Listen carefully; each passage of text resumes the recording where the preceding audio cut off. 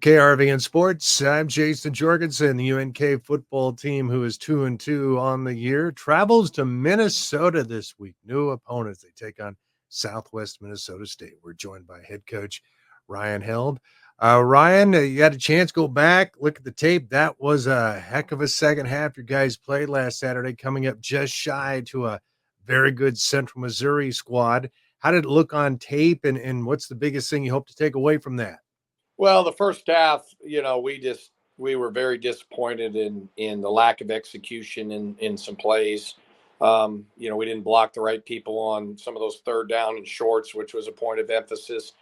We dropped the ball, in that second or third drive, whatever the drive was, and we just didn't execute. And defensively, they had their chances. We had a couple spy opportunities that we didn't get done. And, obviously they have the best player in the nation, and he was able to, to be able to make some plays. So when you go back, I mean, we no doubt should have been 14, 17 points on offense, probably take one more from them.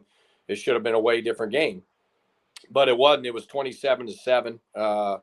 We were upset, disappointed, because we really had a good week of practice. We just didn't execute. And so, we went into halftime, and I'm just done with there's just, let's just play football. I don't want to talk about anything but going out, playing the game, how it's supposed to be played, execute each play. And that's what we did. And when you look at it a year ago, if the circumstances were where it was, we would have folded like a lawn chair and got beat by 50. This year we come back, we actually had the lead in the fourth quarter, which shows the fight and the resiliency of the guys. But we still make too many mistakes that need to be fixed. But our effort's good. We just have to continue to fix them. But I mean, we're 2-2, but we're a pretty good football team at 2-2. But we are 2-2. The biggest day you've had on offense, that had to be good to see how that came together. And you also did that missing some key guys up front.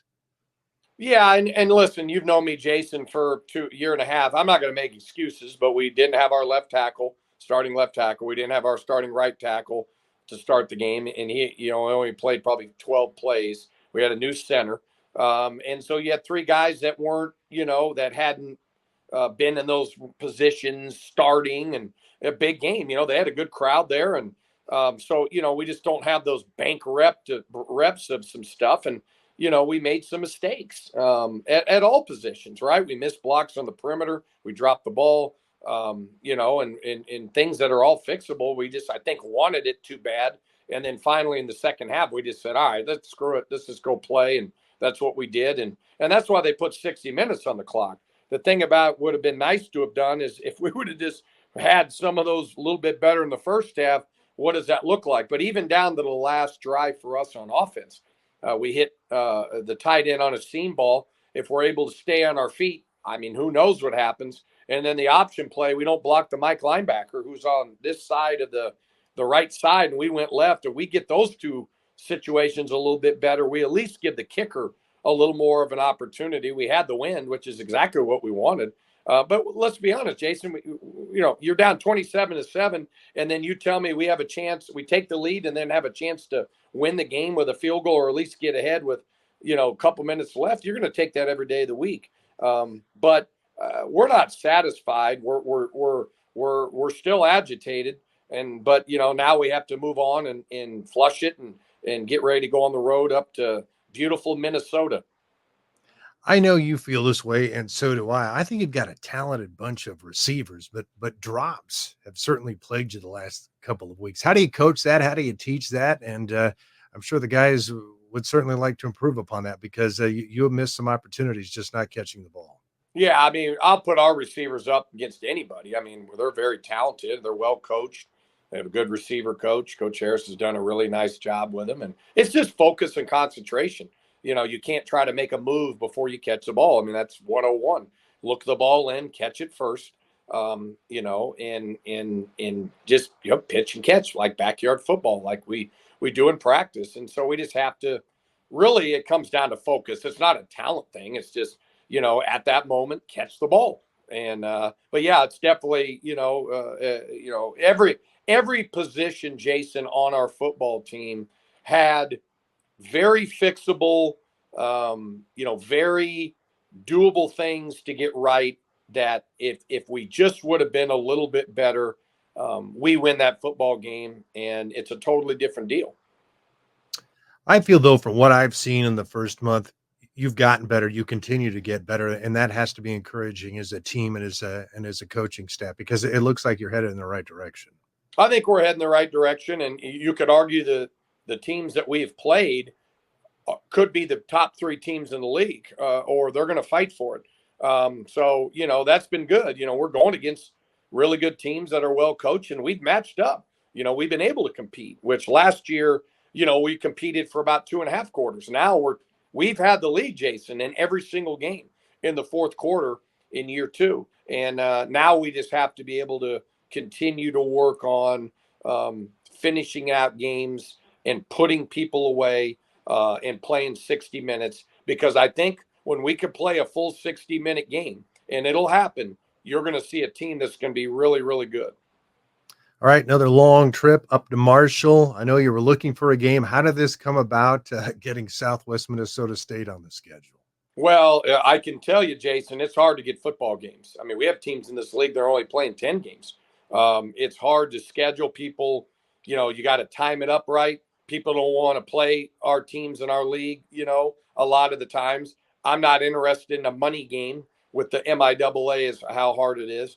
So, it just the stars align to be able to, find a team week 5 or week 6, however you look at it, to be able to play. And Southwest Minnesota was open, and they needed a home game. And here we are. We're, again, 5 home games. We got to go on the road again, 6 games this year. But, listen, we'll play in a parking lot. I don't care. Our guys just want to play. But, they have a lot of Nebraska kids on their roster, which is good. And I've never been to Marshall, Minnesota, but their stadium looks nice. And, they haven't started off like they would have wanted, but they played 2 ranked teams. But they play hard, Jason, and they cause you problems. We just have to fix us and go up there and we need to play well. What kind of an offense are you going to see? What do you have to try to slow down on Saturday? Well, they're big up front. They're going to run the ball. I'm sure they're going to try to, snap it at one and ugly the game, and do those type of things that just make it a shortened game. But they're they have big northern kids. They're tough, and they're smart. Defensively, they run that odd front again, and they do different things that they cause you problems there just with your rules. So we got to be, a little more balanced, and we got to be able to throw the ball. They give you throwing opportunities, mix in some different things. We got to continue to get better on special teams. Here's another opportunity. It's the most important game of the year because it's the next game. And then, if you can get it done, Jason, will have tied last year's win record. So there's a lot to play for. And then obviously, you're back in MIAA action against the Gorillas at homecoming. So there's a lot of fun games ahead, but we need to really make another jump and get better, which I think our kids, are hungry to do, and control what you can control.